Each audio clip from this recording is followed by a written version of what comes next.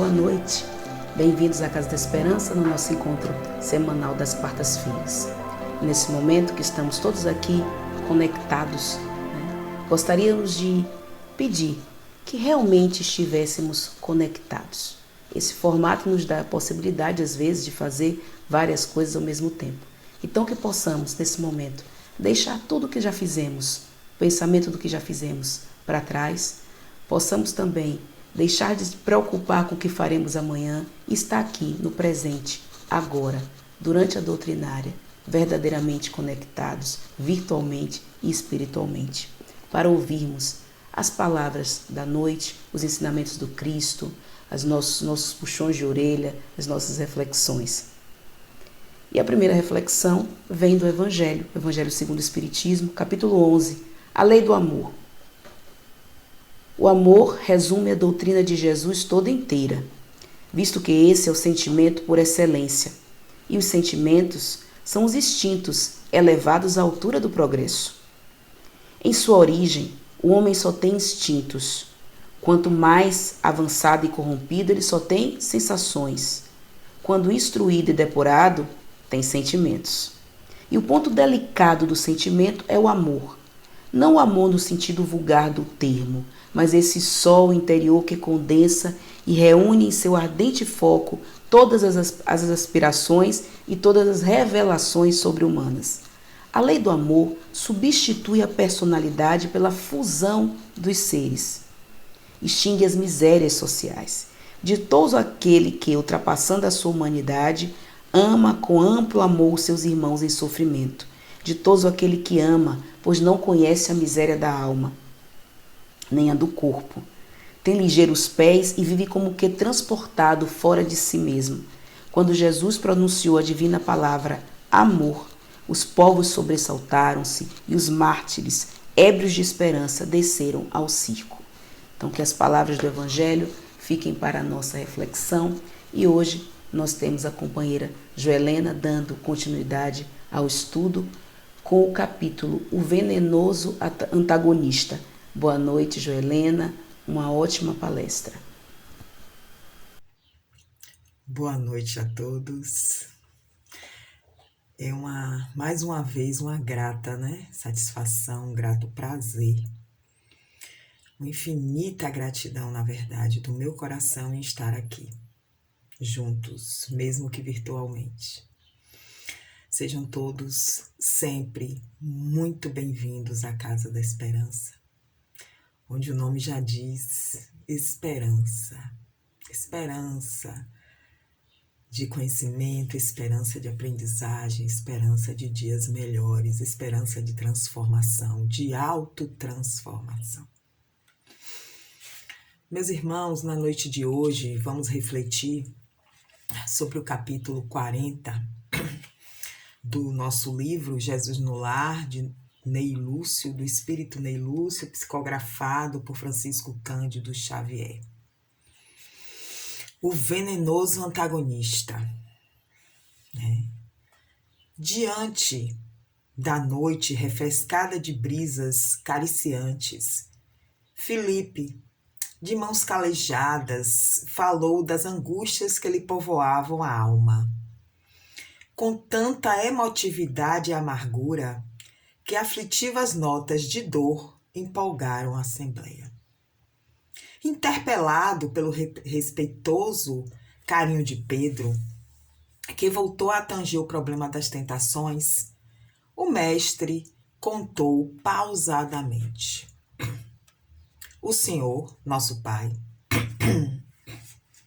precisou de pequeno grupo de servidores numa cidade revoltada e dissoluta, e para isso localizou no centro dela uma família de 5 pessoas, pai, mãe e 3 filhos, que o amavam e lhe honravam as leis sábias e justas. Aí situados, os felizes colaboradores começaram por servi-lo brilhantemente. Fundaram um ativo núcleo de caridade e fé transformadora, que valia por avançar a sementeira de vida celeste, e tanto se salientaram na devoção e na prática da bondade, que o espírito das trevas passou a mover-lhes guerra tenaz. A princípio, flagelou-os com os morcegos da maledicência. Todavia, os servos sinceros se uniram na tolerância e venceram. Espalhou ao redor deles, logo após, as sombras da pobreza. Contudo, os trabalhadores dedicados se congregaram no serviço incessante e superaram as dificuldades. Em seguida, atormentou-os com as serpentes da calúnia. Entretanto, os heróis desconhecidos fizeram construtivo silêncio e derrotaram o escuro perseguidor. Depois de semelhantes ataques, o gênio satânico modificou as normas de ação e enviou-lhes os demônios da vaidade, que revestiram servos fiéis do Senhor de vastas considerações sociais, como se houvessem galgado os pináculos do poder de um momento para outro. Entretanto, os cooperadores previdentes se fizeram mais humildes e atribuíram toda a glória que os visitava ao Pai que estás nos céus. Foi então que os seres escarninhos e perversos encheram-lhes a casa de preciosidades e dinheiro, de modo a entorpecer-lhes a capacidade de trabalhar. Mas o conjunto amoroso, robustecido na confiança e na prece, recebia moedas e dádivas, passando-as para diante, a serviço dos desalentados e dos aflitos. Exasperado, o espírito das trevas mandou-lhes então o demônio da tristeza, que muito de leve alcançou a mente do chefe da heróica família e disse-lhe solene: És um homem, não um anjo. Não te envergonhas, pois, de falar tão insistentemente no Senhor? Quando conheces de perto as próprias imperfeições? Busca, antes de tudo, sentir a extensão de tuas fraquezas na carne. Chora teus erros, faze penitência perante o Eterno, clama tuas culpas.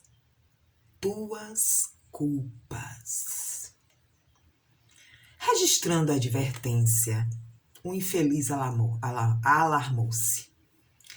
Esqueceu-se de que o homem só pode ser útil à grandeza do Pai por meio do próprio trabalho, na execução dos celestes desígnios. E entristecendo-se profundamente, acreditou-se culpado e criminoso para sempre, de maneira irremediável.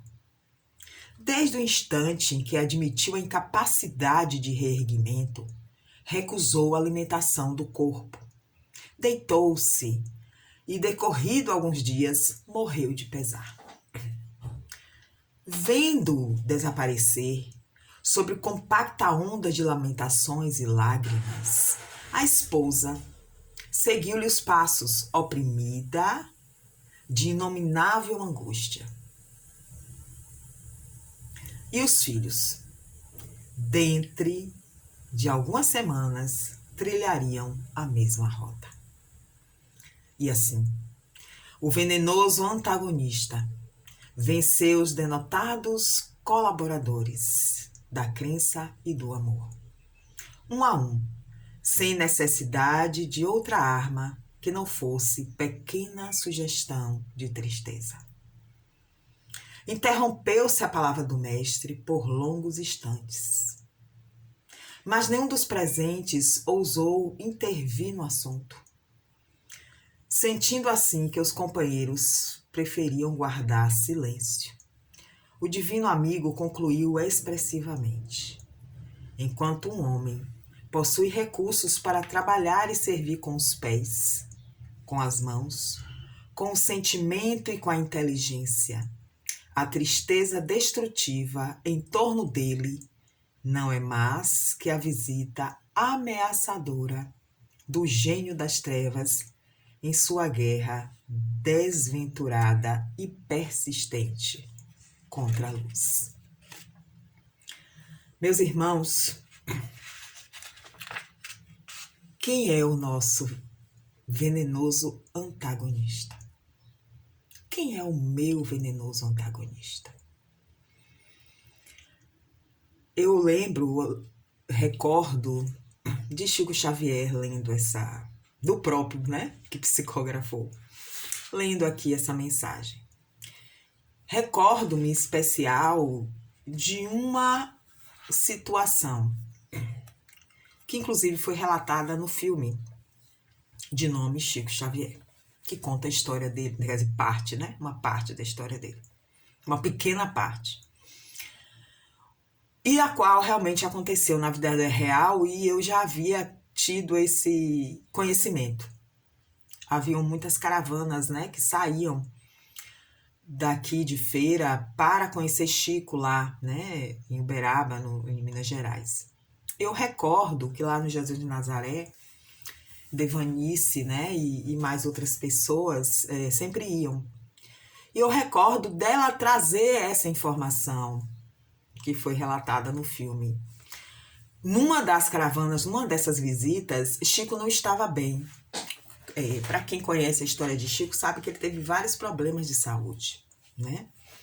Dentre elas, problemas cardíacos seríssimos, né? Angina, ele tinha artrite reumatoide, né? Inclusive a famosa jacu, para quem nunca ouviu, é aquela que deforma a mão. Minha mãe tem, né? Quem recorda de minha mãe deve lembrar que ela tem as mãos deformadas. Ela tem jacu, né? Artrite, que é uma vertente da artrite reumatoide. E ele tinha, né? Ele psicografava já com ela bem avançada. Não sei se alguém percebeu em algumas dessas entrevistas que ele já fez, já velhinho, já inclusive perto do desencarne, ele tinha as mãos pela lateral, né? Era bem nítido quando a câmera mostrava as mãos dele, estava assim, né? Pela lateral, que pode acontecer, ou deforma, né? No caso, minha mãe deformou, encurvou, ou realmente tende para um lado, né? Realmente é uma deformação. E aí daí eu recordo muito bem que Devanice falou que ele não estava bem no dia, em uma dessas caravanas. Ele disse... Só que ele aí veio realmente, não lembro se foi o sobrinho ou foi alguma, né, alguma pessoa que o acompanhava, que abria o centro, né? E aí essa pessoa avisou, fez, olha, o Chico não está bem, inclusive ele está deitado, né? Ele tinha tido febre, tinha tossido muito... E ele já estava mais idoso. Então, a própria pessoa que avisou isso falou que talvez ele não pudesse comparecer. Aí, Devanice relata que ela ficou muito triste, né, naquele momento, porque ela sempre foi apaixonada por Chico, né? E aí, para surpresa de todos, dado alguns minutos, Chico aparece bem segurado de um lado e de outro, né? Ele veio acompanhado, as pessoas estavam segurando ele, porque ele realmente não estava bem, estava fraco. Ele entrou, como sempre, passou por todos, beijou mãos, né? E sentou e foi realizar o seu trabalho, como sempre. E no filme, inclusive, traz essa frase dele, né?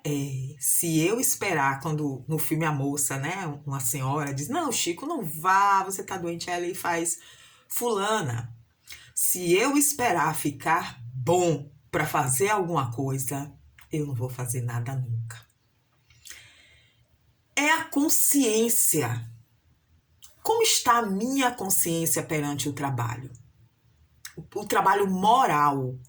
Não só o meu trabalho material, mas o meu trabalho moral. Como está a minha ética? O que eu estou entendendo enquanto ética diante do trabalho espiritual? Porque Chico aí, o que eu trago dele, é um máximo de um exemplo. Da pessoa que sabe da sua posição, que sabe da sua necessidade, que sabe que o trabalho é o caminho, que a transformação, a autotransformação, o autoburilamento é o caminho. Eu não posso andar na luz do outro. Eu tenho que ter a minha própria luz. Emmanuel, no livro Caminho, Verdade e Vida, ele tem, né, nosso livro querido, Caminho, Verdade e Vida, na última mensagem de Emmanuel, neste livro, ele fala justamente sobre esta luz. Façamos nossa luz. Assim resplandeça a vossa luz diante dos homens. Então ele aqui fala sobre a questão de estarmos, muito parecido com essa mensagem, né, que Ney Lúcio nos traz, né, o venenoso antagonista, né? E ele traz essa questão aqui, que muitas pessoas elas ficam andando, tentando andar no caminho do outro, ou seja, na luz do outro. Então é o outro que tem a luz, não sou eu. Eu tenho que fazer a minha luz, ou seja, eu tenho que fazer o meu trabalho. E o trabalho inicial, para mim, é em mim. A mudança é em mim, né? Quando o Chico diz, eu sou um verme, né? Ele tinha essa frase também, né? Todo mundo conhece, já ouviu falar. Ele dizia, eu não passo de um verme. E aí Emmanuel o repreendeu. E disse, não, é um verme não, porque o verme, ele é muito produtivo, né? Um verme, aí veio, né? O verme ara a terra, o verme fertiliza a terra, e aí fez todo um discurso em cima das maravilhas de produção dos vermes. E aí, que posição fica Chico, né? Quando falou isso, ele ficou menor que um verme. Mas por que então Emmanuel trouxe essa cortada em Chico? Aí você pode pensar, pô, mas Emmanuel também é terrível, né? Porque Chico já estava se colocando, né? Procurando buscar a humildade, mas Chico conhecia o coração. Desculpa, Emmanuel conhecia o coração e a trajetória de Chico. Assim como os espíritos superiores conhecem a nossa trajetória. Então, eles têm que ser realmente duros, porque senão tendemos a nos mantermos nos vícios. No vício do orgulho, da vaidade, do egoísmo, da maledicência. Porque todos nós temos. Não adianta dizer... Ah, não, mas eu não tenho isso, Joelina. Eu tenho. Eu tenho. A depender da circunstância, tenho de tudo. É um mister. Porque sou humana, imperfeita e comum. Não estou no estado puro. Eu não. Estou muito longe ainda. A lembrar, que está lá no Livro dos Espíritos, que eu lembro sempre, eu não me esqueço, busco estar sempre na mente essa informação. O planeta Terra é o mais distante da perfeição. A felicidade é quando eu começo a me observar e me autoburilar. Lixando minhas arestas, ou seja, reconhecendo, aceitando e naquilo que eu posso modificando. Tem momentos que eu consigo colocar em prática a paciência, por exemplo, que para mim é um trabalho importantíssimo nessa encarnação, para mim, por ser uma das minhas maiores dificuldades. Algumas pessoas que me conhecem podem dizer, oxe, Helena, tu impaciente, não acredito. Meus irmãos já têm uma enorme trajetória na busca da paciência. Era muito pior. E olhe que eu olho para essa estrada e já digo, menino, já sou um pouquinho melhor. Não é muita coisa não, viu? Mas é um pouquinho. Mas é um trabalho constante. Então, eu estou sempre alerta, atenta. Então tem vezes que eu consigo. Uma coisa me busca, uma coisa acontece, um imprevisto vem, eu consigo respirar e dizer, tá, que solução eu vou dar nisso aqui? Com paciência, com resignação. Outros momentos não, eu chuto pau da barraca mesmo, como diz o povo, o povão, né? Eu vou para a lavadeira. E aí vou mesmo na raiva, etc. Mas nós temos que entender que esse é um processo. Estamos num processo. Inclusive, Emmanuel, nessa mensagem, faça sua luz, façamos nossa luz, né? Logo antes do final, ele traz aqui, é muito fácil pronunciar belos discursos e prestar excelentes informações, guardando embora a cegueira nos próprios olhos. É quando eu nego. Quando eu nego. Quando eu digo, os outros têm. É o argueiro no olho do evangelho, né? Essa mensagem do evangelho. Primeiro retira o arqueiro, né? O argueiro no teu olho, para depois tentar tirar a trave do olho do outro.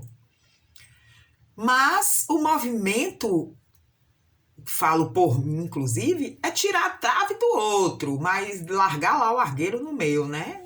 Então, a cegueira a cegueira da minha autovisão, né? Do que há em mim.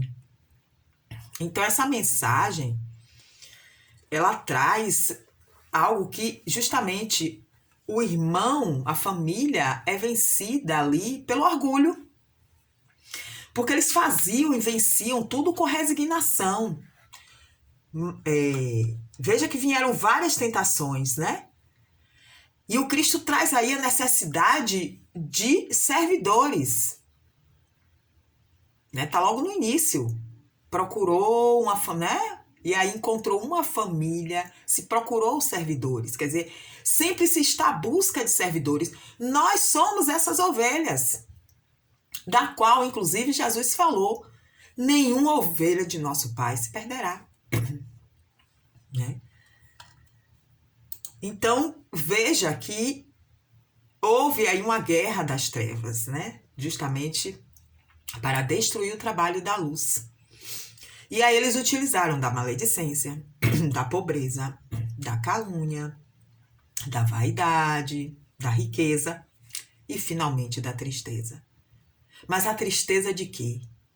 Porque a tristeza aqui, fica bem clara, é a tristeza da vaidade, é a vaidade e o orgulho. Porque olha o que é que ele disse, né? O demônio, né? Como diz, o demônio da tristeza falou para o pai, né? Da família. Que na verdade, por que o pai, né? Porque era ele o que movimentava, era ele a haste, né? Que sustentava aquele trabalho. Aí veja que ele foi exatamente no maior. Porque não foi no filho. Porque se fosse no filho, o filho podia cair, mas o pai, que era a haste, a mãe, que era a segunda haste, olharia aquilo e dizia, não, vamos vencer. Vamos modificar isso em nós. Mas só que eles foram espertos, não deu tempo, né? Eles lançaram logo sobre a haste, né? Sobre o que segurava, o pilar. Então ele diz, és um homem, não um anjo. Não te envergonhas, né? De ficar falando, né? De Deus, de maravilhas, de perfeições, aquilo que você não é. Mas somos nós mesmos, meus irmãos. Somos nós os colaboradores. Sou eu mesma, imperfeita do jeito que eu sou. Que sou a trabalhadora da mediúnica. Sou eu mesma, imperfeita do jeito que eu sou. Que se tiver um trabalho da sopa e eu estiver lá, sou eu, perfeita, do meu jeitinho. Que pode até arranjar confusão com os outros companheiros que estão lá trabalhando. Quanto não acontece isso? O quanto não acontece? De ter-se um grupo com propósito, né, maior do bem, de trazer o alimento, de trazer... de fazer o bem, né? Inclusive a própria mediunidade, o passe. E vemos, então, pessoas complicando os trabalhos. Quanto não vemos? isso, né? As fofocas, as maledicências, as intrigas, que inclusive pessoas que estão ali na boa vontade do trabalho, eu recordo bem de Divaldo nesse ponto, quando ele sempre dizia pra gente, mas vocês são meninos de bons corações, ó, para Divaldo, né? Enrolava a gente dentro da juventude, né? Quando ele fazia palestras, que haviam várias, quando ele viajava muito já nessa época, e aí tinha um dia que ele dedicava, quando ele chegava de viagem, ele tomava banho, é um exemplo, né? Ele tomava banho, mesmo cansado, e ia fazer palestra para os jovens, para a juventude, né? Ele fazia questão, ele não nos deixava desgarrados, não. Nos alertava, são vários alertas, ele falava de várias coisas, sexualidade, né? Que era épocas de namoros, né? E etc. Então, ele trazia muito esses temas, educação, pai e mãe, vínculos familiares, ele trazia muito isso pra gente. Ele tinha essa atenção. E ele sempre dizia, vocês são meninos de bons corações, né? Uma pessoa de bom coração. E certa feita, que eu estava no evento que ele estava, e eu estava trabalhando enquanto jovem, foi um congresso, e eu estava na turma, né, trabalhando, servindo, ajudando, né, a gente estava naquele corre-corre, e aí ele precisou de algo, eu estava próximo, ele fez, ô minha filha, faça isso para mim. Aí eu olhei assim, eu fiz, e realmente não era nada tão fácil, né, eu olhei, eu fiz, meu Deus, eu vou fazer isso? Aí ele viu meu espanto, porque eu sou muito, muito rápido de se entender que eu tô espantada, né? Porque eu sou muito expressiva. E aí ele olhou assim pra minha cara, olhou meu espanto, ele fez, minha filha, você é uma pessoa de bom coração. Você vai conseguir fazer, eu tenho certeza. E aí eu peguei, fui realmente, né? Resolvi, fiz o, né? Resolvi o problema. E aí depois eu me atinei, né? Porque volta e meia, quando a gente tava nessas coisas, nesses eventos, ele sempre pegava assim no braço da gente. Ah, meu filho, mas você é uma pessoa de bom coração. Eu fiz, depois eu me atinei, eu falei, mas rapaz, Divaldo tá só, né, trazendo esse bom coração, que a gente, né, se embrenhar aí nesse bom coração, e ele tá certo. Então são pessoas de bom coração. Somos todos pessoas de bom coração. Que nos colocamos à disposição a estar aqui. É um trabalho no qual eu e todos os colegas que apresentam, todos os palestrantes do mundo, todos os palestrantes espíritas do mundo, inclusive o próprio Divaldo, o próprio Raul Teixeira, o próprio André Peixinho, são pessoas que estudam. Claro que nós não estamos no nível de estudo de André Peixinho, Divaldo, né, Raul Teixeira e um pouco mais. Eles estão, porque já vem de longos anos, de longos tempos, estudando, lendo vários livros, etc. Nós estamos ainda no iniciozinho. Por mais anos que tenhamos de palestra, por mais anos que não tenhamos começado agora, eu mesmo não comecei agora, não. Eu comecei lá na época da juventude, inclusive lá, com o Divaldo.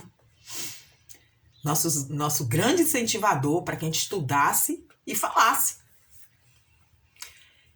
E então eu já estou um pouco à frente, mas eu ainda estou no início do caminho. Ainda no início de meus estudos. No início. Tem gente que está mais no início ainda. O que devemos estar atentos. Devemos prestigiar, devemos estar junto. Tem gente que escolhe palestrante. Meus irmãos, o palestrante, o que fala, eu vou usar as palavras de Divaldo, é uma pessoa de bom coração que designou um tempo para estudar, para ler, para pesquisar, para trabalhar a fala aqui para os outros. Sendo, meus irmãos, que aí eu trago novamente a mensagem de Emmanuel, façamos a nossa luz. Então, quando eu falo, primeiro sou eu. Sou eu que pesquiso, sou eu que li, sou eu que busquei, sou eu que procurei. Então, sou eu que aprendo. Os outros que vão me ouvir podem aprender ou não. Mas nós escolhemos. Escolhemos, qual é o tema? Quem é que vai falar? Né? Porque a depender do tema e de quem fale, eu lá não vou. Por favor. Eu fiz até em um dos centros que eu faço palestra, eu fiz uma campanha, eu fiz, olha, vamos botar o nome só doutrinária. Bora tirar nome de palestrante, nome né? Doutrinária. O que é doutrinária? Doutrinária, Evangelho do Cristo. Simples assim. Então é o que vai ser dito lá. Então me interessa. Porque se eu quero melhorar, isso me interessa. Né? Então eu preciso. E tudo para nós é assim. Né? Falei sobre a palestra e tem também sobre as dores. Eu não quero passar por dor. Eu não quero ficar doente. Quando eu fico doente, é uma parafernália. Quando eu fico doente, né? Ave Maria, eu não queria ter isso. Eu tô agoniada, eu quero ficar boa. Aí, embora pedir a espiritualidade, embora correr. Joana tem, que bota lá espírito protetor, né? Mas a mensagem de Joana de Ângelo está lá no Evangelho segundo o Espiritismo, intitulada A Paciência. A dor é uma bênção que Deus envia aos seus eleitos. Não vos aflijais, pois, quando sofrerdes, mas bendizei a Deus, o Todo-Poderoso, que vos marcou pela dor neste mundo para a glória no céu. Dor é aprendizado. Mas como a família do livro, né, o venenoso antagonista desse capítulo, nós nos deixamos cair pelo orgulho, pela vaidade. Eu quero a ilusão do mundo. Eu quero a ilusão de que tudo é bom, tudo é certo, tudo é perfeito. Não existe perfeição na Terra. Provas e expiações. Vamos entender o que significa? Provas e expiações. Precisamos estar atentos à verdade do Evangelho e não às ilusões do mundo. Porque eu quero estar boa, eu quero estar perfeita, eu quero ser bonita, A beleza, ela sai de dentro para fora. Se eu melhoro aqui dentro, eu sou bela fora também. A dor é para ser sentida com resignação. Não é também para você dizer, então, Gelena, é para eu ficar aí em casa esperando morrer. Não. Porque também Jesus disse, faz por ti que eu te ajudarei. Temos que correr. Apareceu um problema maior, médico. Tem que tomar medicação? Vamos para a medicação. Tem que fazer tal coisa? Vamos fazer. Cirurgia, procedimento? Vamos. Tudo o que for necessário. Porque também faz parte do processo de aprendizagem. Passar com resignação e fé no divino. Isso também faz parte. Não a lamentação. Não a vitimização. É como se Deus esqueceu. Aí fica o tempo todo. Porque eu quero ficar bom, Por que você quer ficar bom? Você já pensou nisso? Primeiro, para que você adoeceu? Para que eu adoeço? Eu aprendi muito cedo a fazer essa pergunta para mim. Por que eu estou doente? O que essa doença tem a me dizer? Isso também pode ser aplicado a problemas. Por que eu estou com esse problema financeiro? Por que, eu estou com esse problema profissional? Por que eu estou com esse problema com amigos? Ou com familiares? Vale para tudo. Por quê? Para quê? E depois, então, entendermos a aplicação disso em nossa vida. E resignar. Resignar não é baixar a cabeça e, eu sou doente. Não! É levantar o prumo, né? Como diz Joana de Ângeles, inclusive nessa mesma mensagem. Levante a fronte para o céu. E verás que o fardo é muito menos pesado. E é uma verdade. Então, meus irmãos, temos que estar atentos. Eu trago aqui uma frase que está no livro Obreiros da Vida Eterna, na página 47, que diz: mas o irmão Raimundo do grupo socorrista, dedicado à assistência aos loucos, tomou a iniciativa e interrogou: tolerante amigo, que fazer ante as dificuldades que me defrontam nos serviços marginais da tarefa? Tivemos ante os olhos outro pergaminho, com a inscrição do versículo 11 do capítulo 6 da primeira epístola do apóstolo Paulo a Timóteo. Mas tu, ó homem de Deus, foge destas coisas e segue a justiça, a piedade, a fé, a caridade, a paciência, a mansidão. Então, meus irmãos, que possamos ouvir e estar, com a alma aberta a essa epístola de Paulo a Timóteo. Nós somos pessoas de bom coração, nós somos filhos de Deus, herdeiros de Deus, como diz Joana de Ângeles. Nascemos para a plenitude. Em outra questão também do Livro dos Espíritos, Kardec pergunta: será então fadado o espírito à imperfeição? Quer dizer, será imperfeito sempre? E os espíritos respondem: não. Todos chegarão à plenitude. Todos evoluirão. Então vamos entender que tudo que nos passa, tudo que nos acontece, é necessário justamente a esse nosso burilamento, a esse nosso autotrabalho de educação.